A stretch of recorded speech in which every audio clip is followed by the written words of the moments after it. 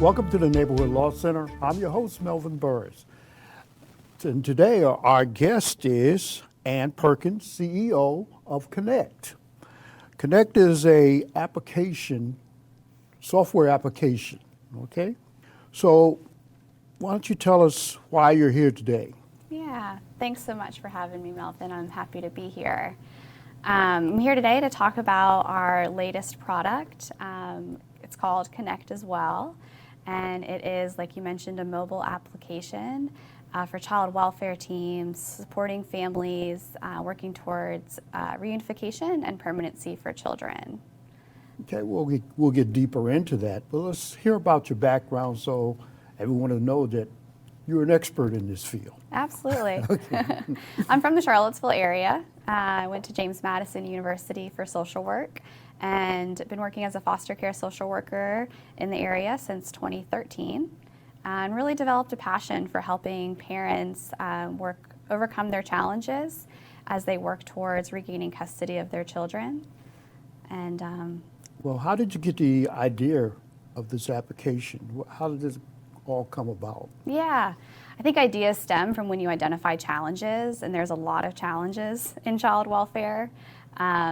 Two of the biggest challenges that we're working on providing a solution with the application are the communication barriers amongst the child welfare teams.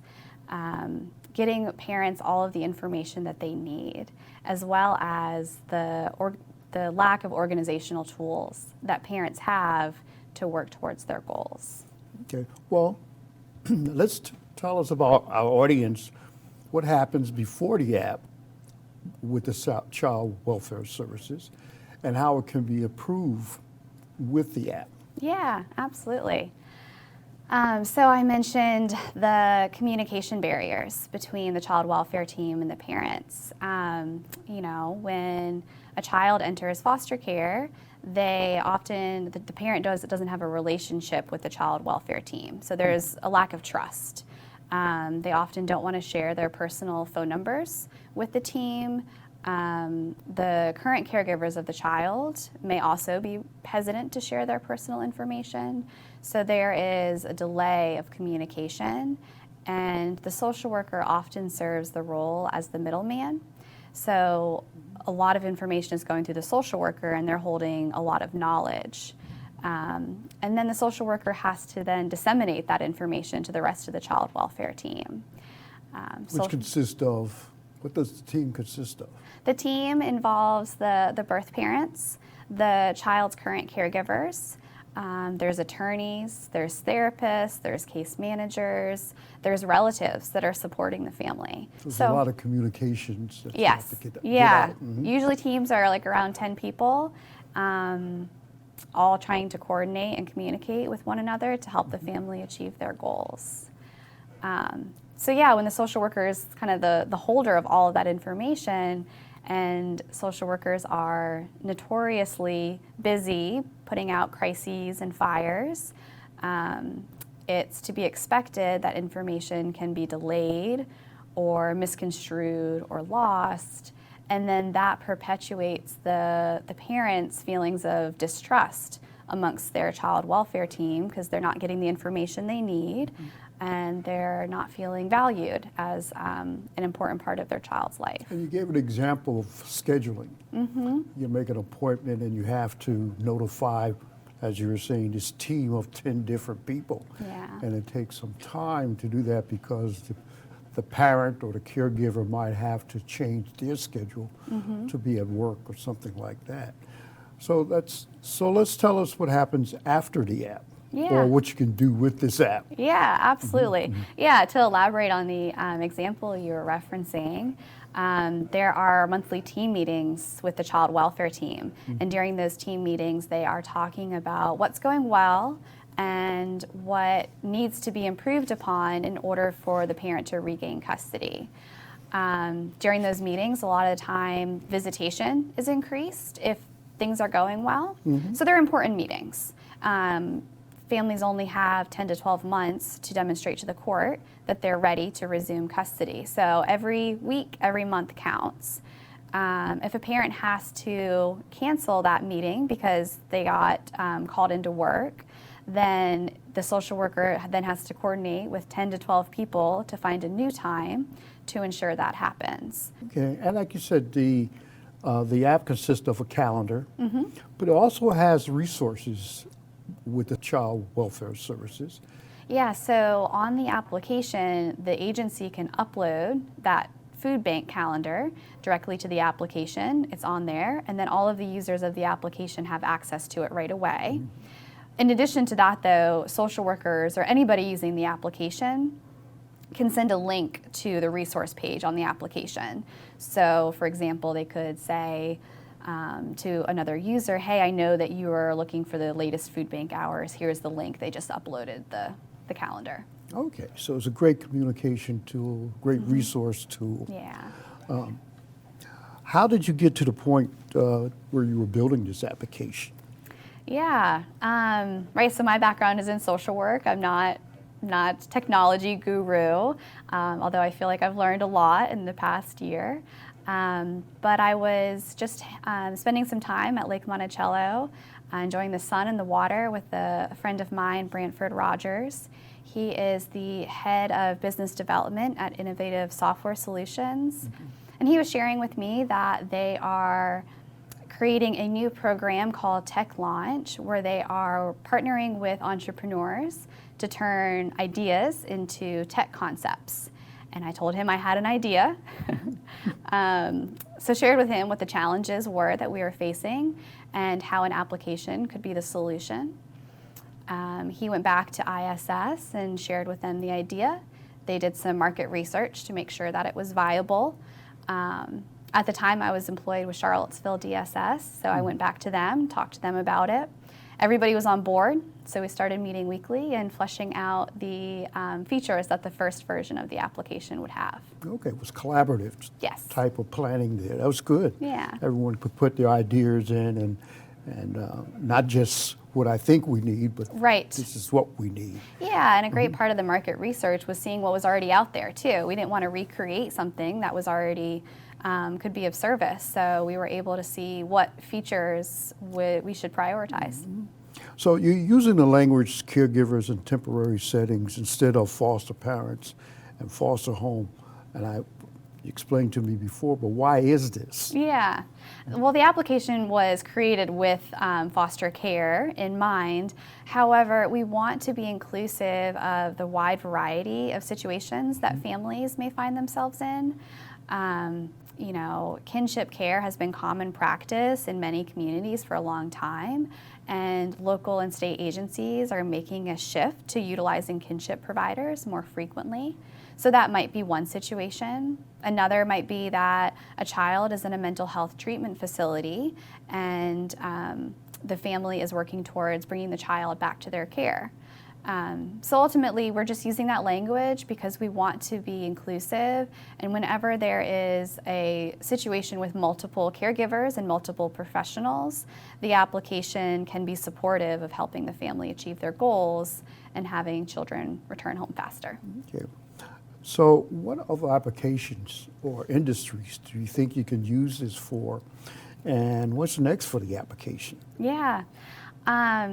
We are going to be first working with local Department of Social Services and Child Welfare, but we are really excited to see where else we can expand. I think that there's a lot of populations. Region 10 Mental Health Community Services, when either children or adults are in a different home setting. You know, earlier we were talking about the VA population, the veterans. I think juvenile probation or adult parole, there's an opportunity for increased collaboration amongst those teams as well. So it'll be exciting to see where we go. You know, it's always been difficult to start a small business, and I'm wondering where you got that, I want to do this. Have you always been an entrepreneur all your life, or you have a desire to be an entrepreneur? I think I've always enjoyed taking risks and seeing opportunities and just going for it and having the confidence and believing in myself that, you know, you may as well get out there and see what happens. But also it's a lot about opportunity, and I was fortunate enough to have a contact that their business aligned with what my goals were. So I've been really fortunate to work with Innovative Software Solutions, and they have a passion for investing in minority and females. So I was really honored that they asked me to come on full time and run the Connect portion of the business. So is there any competition for you in this field right now that you see? Or Not that we see. There are mobile applications for child welfare, but they're doing different things than we're doing. For example, there's an application that provides a sort of a matching of a foster child in a foster home. Similar to like what a dating site would do, like an algorithm to match. That's not widely used in Virginia, but it's out there. So we're always scanning the horizon to see what other ideas, and yeah. Okay, so your target market, tell us about your target marketing, why you think this is a good market for you. And do you know but before we do that, for the audience that's coming in right now, this is Melvin Burruss of the Neighborhood Law Center. Our guest is Anne Perkins, CEO of Connect. And we're talking about the latest technology in child welfare for child welfare teams. And it's an app. And working with ISS is developing this app. Can you tell us more about your relationship with ISS and how you feel what other people can do in this area? Yeah. Because the idea of having an idea and turning into an application is phenomenal. Yeah, absolutely. It's been wonderful working with them through their tech launch program. Was able to meet with a project manager weekly to really flesh out what the application would do and what the features would look like.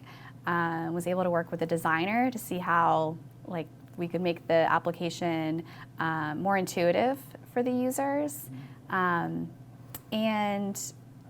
yeah, I think that it's important for people to be aware that there are opportunities out there. So if you have an idea, I think that they've been a great company to work with. Okay. And you're also a member of the Chamber, Charlottesville Regional Chamber of Commerce. Yeah. Do you tell us your experience with them? Yeah. Well, it's been about 3 months during the pandemic. However, they've been provided some great fun opportunities to network. I've really enjoyed the businesswomen roundtables. And they also have the Rising Professionals group. So it's just great to get out there and meet people. I think especially switching industries, going from, 4, 6, 8 years of training in social work and then 8 years in social work, that was my world. So then to kind of step foot into the business world, it's been nice to be able to, talk with people about all of the new things that I'm learning. Yeah, and that's what the Chamber is all about, is the networking, supporting each other, and making everybody, and fulfilling other people's dreams too. So let's talk about how do you think you'll price this product? Yeah. Because it's interesting how people get paid on applications. And I was just wondering, have you had something in mind already? Yeah, we have something in mind. It's not written in stone yet because we want to get feedback from the users of the application, but we don't want families to have to pay for the application. We want it to be accessible to the people that need it. So what we're looking at is marketing towards local Department of Social Services agencies and doing a monthly subscription model where they would pay per case. And then, being a new application, we're going to be offering promotional sales so people can take a risk themselves and give the application a try and see how well it can serve their clients. Okay, I'm going to take a question you had done once before in another interview. What is unique about your organization and the work you do in our community? What is unique about our organization? I think we put families first. We recognize the values of family and how important it is to build families up by receiving information and knowledge. And, we want to make sure that we're giving back to our community. Okay. Yeah. And you're doing that because this would, one thing, make it much easier for families, as you're saying, to reconnect. Also decrease the time that most folks would have to do this integration type thing or meetings and everything else. Right. And the communication being centralized the way it is is a wonderful idea when you're dealing with a team of 10 different disciplines. Yeah. That having a common app Right. like you're doing makes Right. it so much easier. Yeah, absolutely. Yeah, and information and knowledge is power, and we want to put that power back in the family's hands to then, help them feel strong enough to make the decisions that they need to make that are best for their family. So now, coming down, what do you think you want to leave with this audience as far as the application and of yourself? Because it takes a unique person to go from working in a large corporation to taking on, I want to be a small businessman person without really saying, all my life I wanted to work for myself. Right. But you took that jump all of a sudden. So I'm just wondering what motivates you. Yeah, that's a great question. I'm just going to go back to kind of believing in yourself, and nothing is nothing worthwhile isn't without its risks. So going ahead and just taking that jump and feeling like it might work out, and better off giving it a go than regret not trying. And talk to people and utilize your resources and figure out what's out there that might kind of propel you in the right direction. I know Charlottesville's got some great resources for people with ideas. And with the application, we are right now still in software development, and we're going to be launching to 3 to 5 local Department of Social Services pilot agencies as soon as it's ready. We're going to be offering pre-sale promotions in the summer and launching Virginia-wide in the fall of 2022. So right now, we're really just trying to get the word out there, letting everybody know that it's coming down the pike, and we want people to be excited about it. So if you have anybody that wants to learn more or is interested, please feel free to reach out. Yeah, contact you. We have your information on the screen there. But what advice would you give to other aspiring entrepreneurs?